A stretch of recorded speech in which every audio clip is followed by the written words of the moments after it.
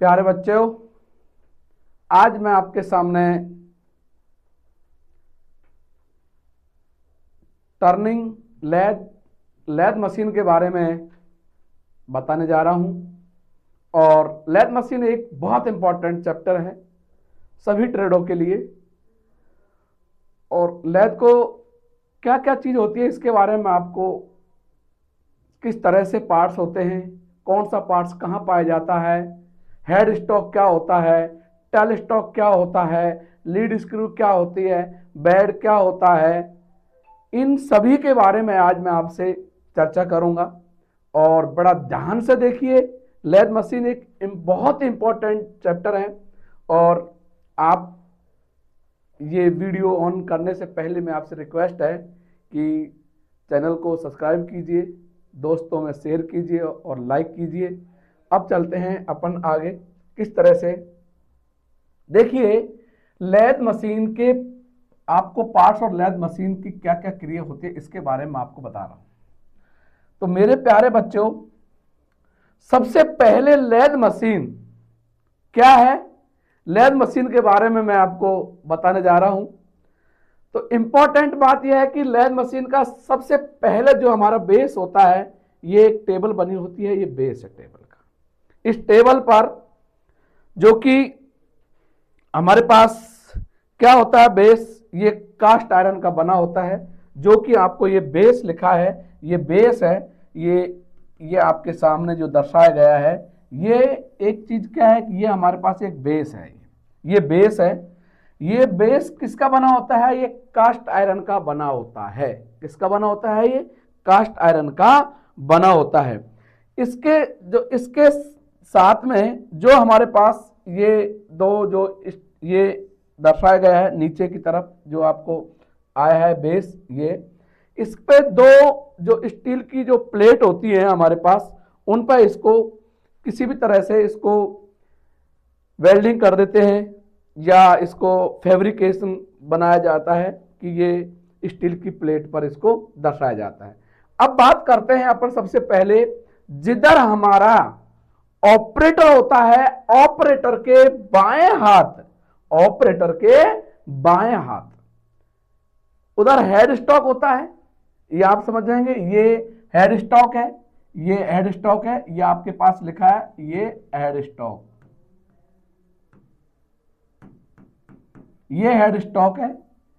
अब आपके पास head stock ये है, ये किधर रहता है, ऑपरेटर के बाएं हाथ की तरफ ये हेड स्टॉक होता है। हेड स्टॉक के साथ साथ में आपको चल लेंगे अपन कि अब हमारे पास ये आपके पास स्पेंडल है और ये स्पेंडल दर्शाया गया है।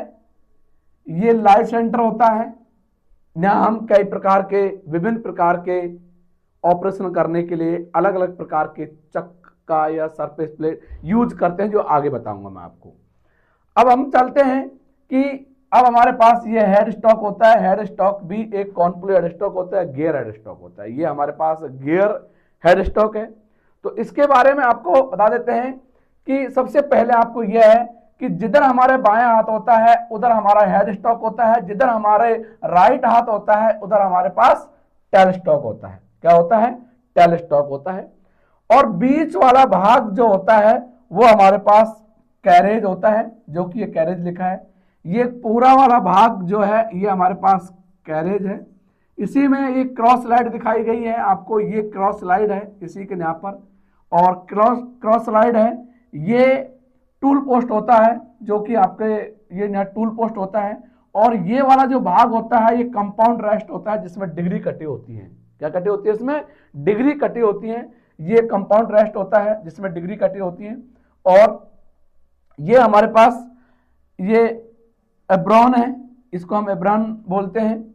और लेथ मशीन का जो बेड होता है, ये बेड कास्ट आयरन का बना होता है। किसका बना होता है, ये कास्ट आयरन का बना होता है। अगर आप लोगों के सामने ये आ जाए लेथ मशीन का बेड अगर कास्ट आयरन नहीं देता है तो क्लोजर ग्रे कास्ट आयरन देगा, तो आपको क्लोजर ग्रे कास्ट आयरन करके आना है। लेकिन अधिकतर ये आता है कि लेथ मशीन का जो बेड होता है ये किसका बना होता है, ये कास्ट आयरन का बना होता है। आप इसको अच्छे से समझना, किसका बना होता है, कास्ट आयरन का। अब हम धीरे धीरे चलते हैं आगे कि अब हम, जैसे कि मैंने आपको बताया था ये ब्राउन है, ये हमारे पास जो टूल पोस्ट होता है ये वाला भाग होता है, ये कैरेज होता है, और ये क्रॉस स्लाइड होता है। क्रॉस स्लाइड में मतलब आगे पीछे किया जाता है। और ये कंपाउंड रेस्ट होता है जो दर्शाया गया है, ये कंपाउंड रेस्ट होता है। ये हैंडल व्हील होता है जो कि हम किसी भी जब कोण काटते हैं तो इसका हम यूज करते हैं। इसके बाद आपके पास ये टेलस्टॉक, ये आपके पास टेलस्टॉक है। टेलस्टॉक ये डेड सेंटर होता है, इसके अंदर जो लगा हुआ है ये डेड सेंटर होता है। एक इंपॉर्टेंट बात ये होगी कि इसके अंदर जो टेलस्टॉक है, टेलस्टॉक के जो स्पेंडल होता है इसके अंदर मोस्ट टेपर कटा होता है। क्या कटा होता है इसके अंदर, मोस्ट टेपर कटा होता है। हम धीरे धीरे आगे चलते हैं। ये हमारे पास रैक होता है, ये रैक है, रैक RAC की रैक है, ये रैक को दर्शाया गया है। और ये रैक को मतलब क्रॉस स्लाइड को जो हमारे पास यह है इसको आगे पीछे चलाने के लिए। और ये लीड स्क्रू होती है, लीड स्क्रू होती है, एक्मे थ्रेड कटी होती है और एलॉय स्टील की बनी होती है। ये आप एक्मे थ्रेड होता है, इसके अंदर 29 डिग्री का कोण कटा होता है। धीरे धीरे इधर जब आते हैं ये हमारे गियर होते हैं, और ये पीछे जो गियर बॉक्स, ये गियर बॉक्स होता है, ये हमारे पास गियर बॉक्स होता है। तो ये गियर बॉक्स के दर्शाया गया है। अभी मैंने आपको कुछ चीजें बताई थी मेरे प्यारे बच्चों। ये जो बेड है, ये देखिए ये बेड है, और बेड के नीचे ये जो आपको यहां तक ये ड्राइंग दिखाई गई है, तो इसमें आपको करना क्या है,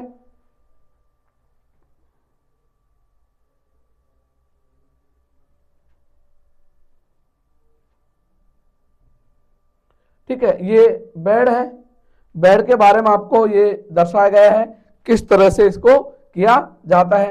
तो ये नीचे इसके जो मैं आपको बताया था जो बेस होता है, बेस कास्ट आयरन का बना होता है, और ये जो प्लेट दर्शाए गए हैं ये एलॉय स्टील पर इसको फिक्स किया जाता है। तो उसके ऊपर ये बेड को रखा जाता है। बेड के ऊपर हमारे पास इस साइड में जो बाएं हाथ होता है वो हेड स्टॉक होता है, दाएं हाथ होता है वो हमारे पास से क्या होता है, टेलस्टॉक होता है, और बीच वाला जो भाग होता है वो गैरेज होता है। देखिए ये आपको लाइव सेंटर है, ये लाइव सेंटर है और ये डेड सेंटर है। इन दोनों का लेथ मशीन का सेंटर निकालते हैं तो ये हमारा पास दर्शाया गया है। एक इंपॉर्टेंट मैं आपको बता रहा हूं कि जब लेथ मशीन की स्थापना करते हैं या लेथ मशीन को हम फिक्स करते हैं तो 15 डिग्री के एंगल पे इसको फिक्स करते हैं। जैसे कि लेथ मशीन आपने देखा होगा कि इस तरह से लेथ मशीन से होता है, तो लेथ मशीन को 15 डिग्री के एंगल पे इसको फिट किया जाता है। और भी कुछ इंपॉर्टेंट चीज इसमें आगे मैं आपको बताता रहूंगा, बस आपको ये चीज ध्यान रखना है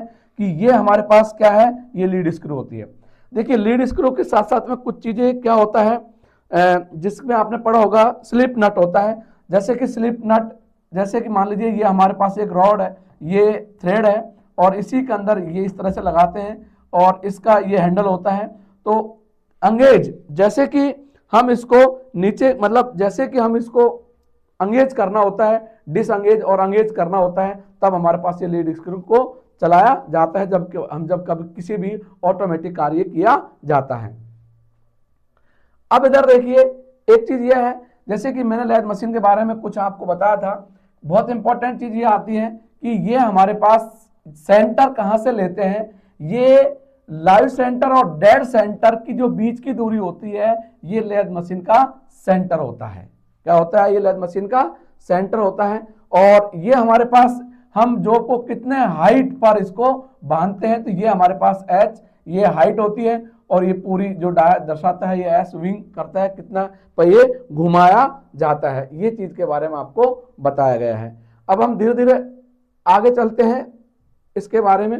देखिए मैं अभी आपको बताया गया था कि जो कंफ्यूज कभी मत होना, क्योंकि जो हेड स्टॉक होता है, हेड स्टॉक में हम किस तरह के कार्य करते हैं और कौन कौन से चक को बांधा जाता है, इसके बारे में ये यहां दर्शाया गया है, जो कि हम कौन कौन से पार्ट्स को, ये जैसे कि हेड स्टॉक होता है, हेड स्टॉक के अंदर हम थ्रिजा चक का यूज करते हैं, क्योंकि थ्रिजा चक होता है वो सेल्फ होता है, ऑटोमेटिक सेंटर में लेता है, तो हम थ्रिजा चक को भी स्पिंडल में बांधते हैं। उसके बाद आपके पास आता है फोरजा चक, हम फोरजा चक को भी हम यूज करते हैं। उसके बाद लेद सेंटर, लेद सेंटर, ये लेद सेंटर होता है, इस तरह से बना होता है, आपको बता रहे हैं कि लेद सेंटर कैसे बांधते हैं। इसका इंपॉर्टेंट ध्यान रखना है कि ये जो हमारे पास जो चक्र है, चक्र के अंतर्गत ये आपको दर्शाया गया है, ये इस तरह से, और ये दर्शाया गया है, ये लेद सेंटर होता है, या ठीक है, लेद सेंटर होता है। इसके बाद में कॉलेट चक आता है। कॉलेट चक ये आगे से, ये टेपर में पाया जाता है, आगे से इसका मुंह बड़ा होता है, तो हम किसी प्रकार का जॉब को इसमें फिट करके कार्य किया जाता है। तो ये हमारे पास कौन सा है, ये कॉलेट चक है। उसके बाद में आता है आपके पास ये फेस प्लेट होती है, हम इसको भी, फेस प्लेट को भी हम किस पे, हेड स्टॉक जो स्पेंडल होता है उसमें हम बांधा जाता है। उसके बाद में आपके पास जो कि मैग्नेट जो मैग्नेट होता है, मैग्नेट के प्लेट होती है या चुंबक, वो मैग्नेट किसी भी प्रकार का बांधने के लिए मैग्नेट का भी प्रयोग किया जाता है। अब इधर देखिए, ये बताया था मैंने उससे पहले आपको किसके बारे में बताया था, हेड स्टॉक के। अब आता है टेल स्टॉक। टेल स्टॉक में हम किस प्रकार के कार्य करने के लिए कौन कौन सा इक्विपमेंट, कौन कौन सा टूल का प्रयोग किया जाता है, इसके बारे में आपको पता। तो सबसे पहले जो आपके पास जो ये टेलस्टॉक होता है, तो ये टेलस्टॉक के बारे में बता दिया, इसके अंदर मोस्ट टेपर कटा होता है, ये आपको ड्राइंग आपको दिखाई दे रही हो। देखिए सबसे पहले आपके पास ये ड्रिल आता है, हम ड्रिल को स्पेंडल बांधते हैं, फिर कार्य करते हैं। ये आपके पास रिमर है, ये क्या है, ये आपके पास रिमर है, और ये सेंटर है, डेड सेंटर, और ये आपके पास जैसे कि हम टेपिंग करते हैं, और ये टूल्स हैं, ये जो भी बांधा जाता है इस साइड में जो कार्य किया जाता है, रिमर है, ठीक है, और लाइव सेंटर भी। तो ये चीज आपके सामने दर्शाई गई है कि हम इन चीजों को इसमें बांध करके हम यूज किया जाता है। ये चीजों का आपको ध्यान रखना है। अब लेद मशीन इंट्रोडक्शन, आपको जो परिचय दिया जाता है, इंट्रोडक्शन क्या होता है। लेद एक प्रकार की मशीन टूल्स है जिसके द्वारा सभी प्रकार के मशीन के पार्ट्स को बनाया जा सकता है। आप जो लेद मशीन है, लेद मशीन के अंतर्गत जो भी आपके पार्ट्स है, किसी भी प्रकार के पार्ट्स या टूल को बनाने के लिए हम लेद मशीन का प्रयोग किया जाता है। उसके बाद आता है आपके पास कार्य सिद्धांत। इसका सिद्धांत, प्रिंसिपल क्या है, प्रिंसिपल क्या है, आप इसको ध्यान दीजिए। खराद मशीन का मुख्य कार्य जॉब को घुमाने और टूल द्वारा काटकर इच्छित आकार प्रदान करने के लिए, कि इच्छित आकार कि आपको किस डायरेक्शन में जॉब को बनाना है, किस शेप में जॉब को बनाना है, या जॉब को टेपर बनाना है, या हॉल करना है, या टर्निंग करनी है, या स्टेप टर्निंग करनी होती है, या बोरिंग करनी होती है, या टेपिंग करनी होता है। तो इसके बारे में आपको बताया, ये सिद्धांत पर कार्य करते हैं। आपको समझ में आ रहा होगा, कोई दिक्कत नहीं है, बहुत अच्छे से मैंने इसको लिखा भी है और आप इसको देख सकते हैं। उसके बाद में आता है लेद का इतिहास, कि लेद का इतिहास जो है, देखिए सर्वप्रथम एक लकड़ी छीनने वाली लेद बनाई गई थी, जो फ्रांस में लोहे की छीनने वाली लेद का आविष्कार किया गया था, जो कि सन 1740 में, सन 1740 में इसका आविष्कार किया गया था। उसके बाद में व्यक्ति श्री हेरन, जो व्यक्ति का नाम दिया है, जो मेडिसन ने स्क्रू का बेसिक सिद्धांत को खोजा गया है। इसने क्या किया है कि जब हम जो कार्य करते हैं, ये एक लोहे छीलने वाली या लकड़ी छीलने वाली लेद का आविष्कार किया था, लेकिन यहाँ पर जो सिद्धांत की जो कार्य किया गया था वो लेद कटिंग, मानी कि आप उस पर स्क्रू थ्रेड काटने का आविष्कार किया गया था। उसके बाद में आता है आपके पास लेद का वर्गीकरण होता है, कि लेद देखिए स्पेशल लेद, केंद्रीय लेद, ये इंजन लेद, प्रोडक्शन लेद और स्पेशल लेद। ये आपके पास 4 प्रकार की लैद है, यहाँ पर 4 प्रकार के दर्शाए गए हैं, लेकिन बहुत सारी लैद और भी होती हैं जिनके बारे में आगे मैं आपको विवरण करके बताऊंगा कि अलग अलग प्रकार की लैद मशीन का प्रयोग किया जाता है। लेकिन यहाँ पर स्पीड लैद मानी स्पीड लैद होती है, केंद्र लैद या इंजन लैद, प्रोडक्शन लैद या स्पेशल लैद में बहुत सारी लैद आ जाती हैं।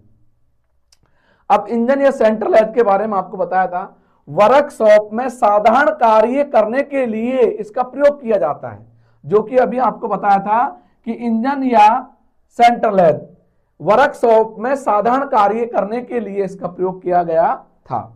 उसके बाद आता है आपके पास इसके अंतर्गत भी जो प्रकार होते हैं, बेंच लैद होती है। ये छोटे साइज की लैद होती है जिसको हम बेंच पर फिट किया जाता है, क्योंकि ये छोटे साइज की जो लैद होती है, हम छोटे छोटे कार्य करने के लिए हम बेंच लैद का प्रयोग किया जाता है। उसके बाद में आता है आपके पास SSC लैद। इसके लिए मैं आपको बता देता हूं, इसका पूरा नाम पूछा गया है कई बार, तो आपको ये बताना है स्लाइडिंग, सरफेसिंग और ये स्क्रू, मतलब इसके बारे में आपको ये बताना है किस तरह से इसको किया जाता है। अब देखिए, अब हमारे पास आता है हाँ स्क्रू कटिंग लैद। हाँ, अब आता है साधारण कार्य के लिए इसका प्रयोग किया जाता है मास प्रोडक्शन लैद। ये मुख्यतः प्रयोग में बहु उत्पादन या मास प्रोडक्शन करने के लिए हम प्रोडक्शन लैद का यूज किया जाता है। इसका मुख्य प्रयोग बहु उत्पादन में होता है। यह 2 प्रकार की होती है, तो एक कैपेसिटर लैद होती है और एक टरेट लैद आती है। तो देखिए, इसमें कैपेसिटर लैद क्या होता है कि इसमें टेलस्टॉक नहीं होता है, बल्कि 6 मुखी टरेट हेड होता है।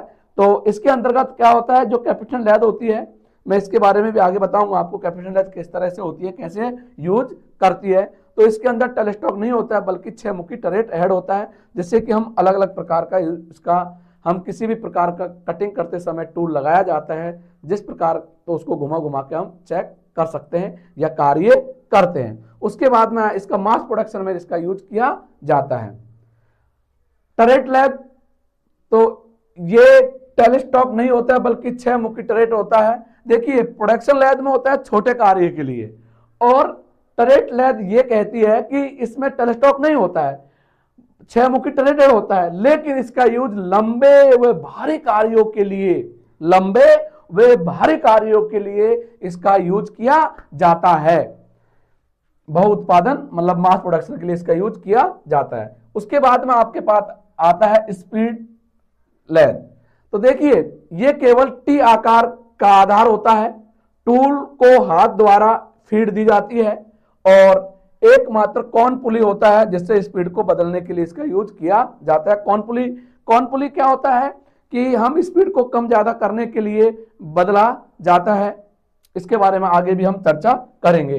तो देखिए, स्पीड इसकी होती है 1200 लेकर के 600 चक्कर प्रति मिनट में, और इसका प्रयोग लकड़ी को खराद या पैटर्न बनाने या बर्तन बनाने के लिए इसका यूज किया जाता है। स्पेशल लैद में स्पेशल कार्य करने के लिए किया जाता है। मतलब स्पेशल में क्या होता है कि आप उस पर एक ही कार्य करेंगे, जैसे किसी मशीन पर आप कटिंग कर रहे हैं तो कटिंग करेंगे, या किसी पर हमको थ्रेड काटना होता है तो थ्रेड ही कटेगा, किसी पर टेपर काटना होता है तो टेपर ही काटेंगे। इस प्रकार का हम इसमें यूज करते हैं। स्क्रू कटिंग लैद, तो हम केवल इसमें स्क्रू काटने के लिए प्रयोग किया जाता है। रिवॉल्विंग लैद, तो इस लैद में मिलिंग कटर्स, केम और रीमर का बनाने में इसका यूज किया जाता है। कपलिंग लैद, इसमें एक जैसे आकार मापों के पार्ट्स का उत्पादन करने के लिए इसका हम यूज करते हैं। क्रैंकशाफ्ट बनाने के लिए हम क्रैंकशाफ्ट मशीन का ही यूज करेंगे, तो हम क्रैंकशाफ्ट बनाने के लिए ही हम इसी का यूज करेंगे। उसके बाद में आता है ऑटोमेटिक लैद। तो ऑटोमेटिक लैद में आपको ऑटोमेटिक चलाया जाता है, उसमें हम यूज करते हैं, ऑटोमेटिक चलता है और किसी भी प्रकार का कार्य करने के लिए इसका यूज किया जाता है। मुख्य पार्ट्स होते हैं जो अब मैंने आपको पहले भी बताया था, अभी भी मैं आपको बता रहा हूं। बेड, देखिए बेड क्या होता है, ये लैद मशीन का मुख्य पार्ट्स होता है। लैद मशीन का ये मुख्य पार्ट्स होता है जिस पर लैद के अन्य पार्ट्स स्तर रहते हैं। लैद के अन्य पार्ट्स स्तर रहते हैं। इसका मेटेरियल होता है ये कास्ट आयरन या क्लोजर ग्रे कास्ट आयरन का पाया जाता है, जो कि मैंने आपको इससे पहले भी बता दिया गया है। उसके बाद में आता है प्रकार। देखिए बेड की वह सतह है जो कि स्लाइडिंग पार्ट्स के साथ संपर्क में आता है और वो बेड वे या स्लाइडिंग वे कहते हैं इसको। तो गाइडिंग के जो गाइड के अनुसार हम बेड निम्न प्रकार के पाए जाते हैं। तो हम आगे चर्चा करते हैं किस प्रकार के हम। देखिए अब आता है फ्लैट बेड। ये बेड फ्लैट बेड, देखिए ये इस टाइप से हमारे पास ये फ्लैट बेड होता है, जो कि आपको ड्राइंग दिखाई गई है, फ्लैट बेड होता है। समतल होने के कारण, मानी ये फ्लैट होते हैं, जो दर्शाया गया है ये आपके पास ये फ्लैट है, और समतल होने के कारण कैरेज पे चलाने ज्यादा शक्ति लगती है और भारी कट के कारण टूल के दबाव को आसानी से सहन कर लेता है। ये फ्लैट बेड वो है कि हम इसे भारी कार्य करने के लिए या भारी कट लगाने के लिए फ्लैट बेड का यूज करते हैं, और यह एक रफ और भारी कार्यों के ज्यादा प्रयोग में किया जाता है। फ्लैट बेड के बारे में आपको ये इस तरह की ड्राइंग होती है, फ्लैट बेड होता है। अब आता है आपके पास वी बेड। ये वी खांचे कटे और इस प्रकार के आकृति के बेड पर 90 डिग्री के कोण पर जो उल्टा वी आकार का बना होता है। वी आकार, ये उल्टा मतलब कि आपको जैसे ये उल्टा मतलब उल्टा हो जाएगा, इस तरह से उल्टा आकार, ठीक है, और ये 90 डिग्री पे होते हैं। देखिए इसमें आपको बता देता हूं कि वी बेड इंपॉर्टेंट इसलिए हो जाता है कि इससे स्लाइड अच्छे से करता है और इसके अंतर्गत चिप्स आसानी से बाहर निकल जाती हैं। ये वी बेड होता है, इसके बारे में आप ये देख सकते हैं वी बेड किस तरह का होता है। उसके बाद आता है कॉम्बिनेशन बेड। कॉम्बिनेशन बेड ये फ्लैट बेड और वी बेड का संयुक्त जोड़ करके इसको बनाया जाता है, ये कॉम्बिनेशन बेड होता है। और भी आजकल इसके अंतर्गत कई प्रकार की अलग अलग चीज दिखाई जाती हैं कॉम्बिनेशन बेड में। तो आपको ये कॉम्बिनेशन बेड की दोनों के संयुक्त करके इसको बनाया जाता है। देखिए ये हमारे पास वी स्लाइड आता है, ये आपके पास हैवी स्लाइडिंग के लिए और मशीनिंग वे के लिए हैवी और कॉन्टैक्ट फाइनिंग, ठीक है। तो इसके बारे में ये दर्शाया गया है कॉम्बिनेशन बेड के बारे में। अब अपन चलते हैं गैप बेड। देखिए गैप बेड ये दिया गया है, बेड में हेड स्टॉक के पास एक गैप रखा होता है, इसलिए कि गैप बेड उसको, इसलिए हम उसको गैप बेड कहते हैं। देखिए इसमें क्या होता है, गैप बेड ये जो दर्शाया गया है, मैंने आपको उधर भी दर्शाया गया है। देखिए ये इतना जब पार्ट्स होता है तो भारी जो डाया होता है उसका क्या होता है, उसका भारी डाया होता है। उस जब टर्निंग करते हैं तो इसका मतलब वो बेड नहाते हम स्विंग करेगा, इस तरह से बेड ये मतलब बड़ा डाया करने के लिए हम गैप बेड का यूज करते हैं, जिससे घूमने में उसको आसानी रहे, कहीं टकरा ना, इसलिए ये गैप बेड लगाया जाता है। अब चलते हैं हम इसके मुख्य प्रयोग बड़े जोब या बड़े व्यास के जोब को टर्न करने के लिए किया जाता है, जो मैंने आपको बता दिया। इंपॉर्टेंट क्या है नोट करके, लैद बेड के ऊपर अधिक से अधिक जितने बड़े व्यास का जोब घुमा सकते हैं उसे हम स्विंग और बेड कहते हैं, स्विंग और बेड कहते हैं। मतलब आपको जो अभी दर्शाया गया है, देखिए इस तरह से ये वाला जो स्विंग हेड बेड बोलते हैं, इसे हम बड़े जो भी आपको दर्शाया गया है, इसलिए ये गैप बेड होता है। देखिए अब लैद के बेड के ऊपर अधिक से अधिक जितने बड़े व्यास का जोब घुमाया जा सकता है उसे हम स्विंग और बेड कहते हैं। और लैद के कैरेज के ऊपर जितने अधिक से अधिक व्यास का जोब को घुमाया जा सकता है उसे हम स्विंग और गैरेज की, ये अगला इसी में दर्शाया गया है कैरेज के बारे में। गियर हेड स्टॉक, मैं आपको गियर के बारे में बताया था। इसके स्पेंडल को गियर द्वारा विभिन्न स्पीड पर चलाया जाता है। इसमें कई साइजों के गियर फिट रहते हैं, जिसमें हम अब हमारे पास जो स्पेंडल आता है, ठीक है। अभी गियर के बारे में आगे के गियर हेड स्टॉक के बारे में आपको देखिए, हाँ एक हमारे पास ये हेड स्टॉक कॉन पुली वाला होता है। ये जो हेड स्टॉक है ये कॉन पुली है, यहाँ पुली लगाई जाती है। तो हम इसमें, और ये फ्लैट बेल्ट लगाया जाता है, फ्लैट बेल्ट होती है, सॉरी ये फ्लैट बेल्ट होती है। तो हम क्या करते हैं कि स्पीड को कम ज़्यादा करते हैं, तो हम पुलियों द्वारा इसको बदला जाता है स्पीड को कम ज़्यादा करने के लिए। देखिए बड़े से छोटे की ओर आता है तो स्पीड अधिक होती है, लेकिन बड़े से छोटे की ओर जाता है, ये चीज़ का इंपॉर्टेंट ध्यान रखना है कि बड़े से छोटे की ओर जाता है कि बड़ी पुली ऊपर रखी है और नीचे पुली को चलाने वाले हैं, तो जब बड़ी पुली चलती है तो स्पीड अधिक होती है, और छोटी पुली से बड़ी की ओर आता है तो स्पीड कम होती है। तो ये कौन पुली वाला आपको दर्शाया गया है। इसके बाद जो अभी बताया गियर, तो ये फीड, देखिए गियर के बारे में आपको मेन स्पेंडल है, ये हमारे पास मेन स्पेंडल है, ये आपके पास ये गियर दर्शाया गया है, ये क्लिच होती है, ये गियर्स के आपको जो सिंबल बने हुए हैं, गियर्स, जहां आपको लेथ मशीन के बारे में जो हेड स्टॉक की तरफ पे जो 2 गियर से आपको दिखाई दिए थे, हम गियरों को चेंज करते हैं, तो ये हमारे पास जो शाफ्ट होती हैं इधर उधर चलते हैं, तो स्पीड को अधिक करने कम करने के लिए ये यहाँ पर क्लच चलती है। उसके बाद में आपके पास ये मैन स्पेंडल आ जाता है, ये मैन स्पेंडल इसको घुमाता है, और मैन स्पेंडल, जब मैन स्पेंडल जो ये घुमाता है आपको दर्शाया गया है, ये मैन स्पेंडल होता है और ये गियर्स होते हैं। तो ठीक है, तो गियर से क्या करते हैं, गियर को स्पीड को कम ज़्यादा करने के लिए हम इसका यूज करते हैं फीड ड्राइवन गियर। तो ये आपके पास ये है, ये फीड देता है, यहाँ से ये फीड देता है, ये मैन, और यहाँ जाने के बाद ये मैन देता है, उसके बाद में ये इधर उधर जाके गियरों को कम ज़्यादा किया जाता है। इसके बारे में अपन अभी चर्चा कर रहे थे। तो ये गियर हेड स्टॉक के बारे में आपको बताया था, ये भी।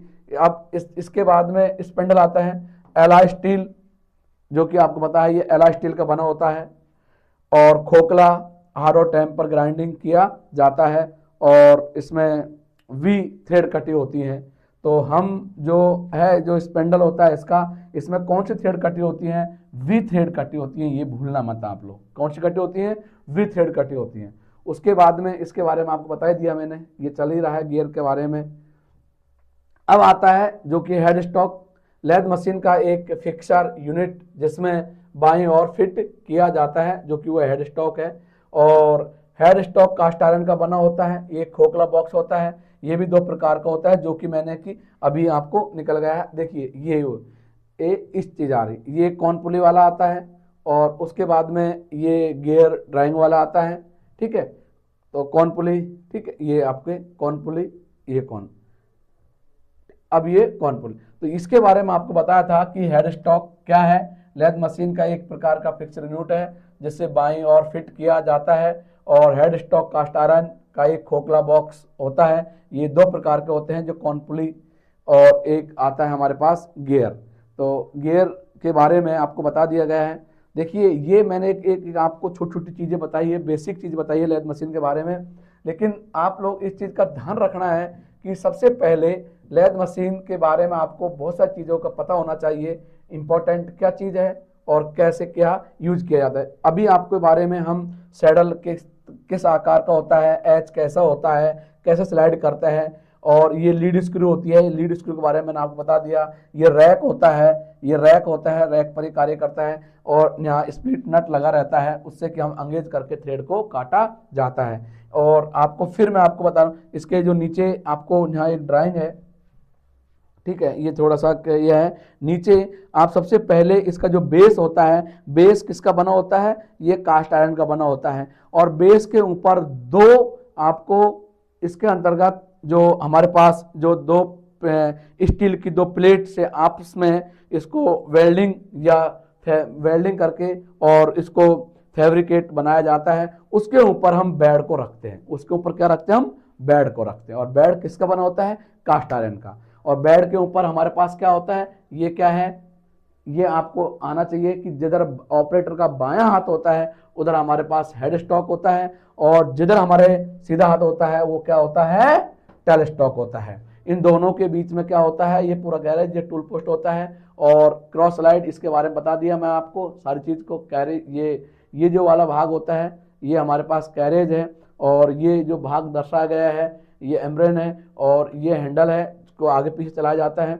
और सारी चीज़ को ये क्रॉस स्लाइड ये कंपाउंड रेस्ट होता है जिसपे हम यहाँ पर किसी भी प्रकार के एक 0 से लेकर 180 होता है कोण को काटने के लिए, कटिंग करने के लिए। ये हैंडल व्हील होता है, ये टूल पोस्ट होता है जो टूल को बांधा जाता है। और मेरे प्यारे बच्चों, मैं अगली क्लास और आपके साथ जल्दी अभी लेके आऊँगा, क्योंकि लेथ मशीन एक बहुत बड़ा चैप्टर होता है। मैंने आज इसका बेसिक बताने की आपको कोशिश की है और मुझे उम्मीद है कि आपको अच्छे से समझ में आया है। धन्यवाद।